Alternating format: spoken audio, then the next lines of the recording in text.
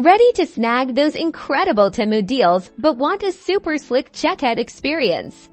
We're diving into how to use Apple Pay on Temu for lightning-fast purchases. First things first, make sure your credit or debit card is already added to your Apple Wallet. Open the Wallet app on your iPhone. If your card isn't there, tap the plus sign in the top right corner.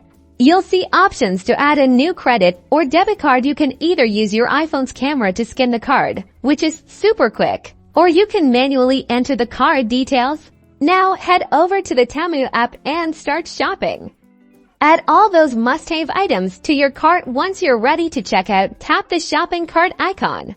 On the checkout page, look for the Apple Pay button. It usually appears as an option right below the other payment methods. Tap on the Apple Pay button to select it as your payment method.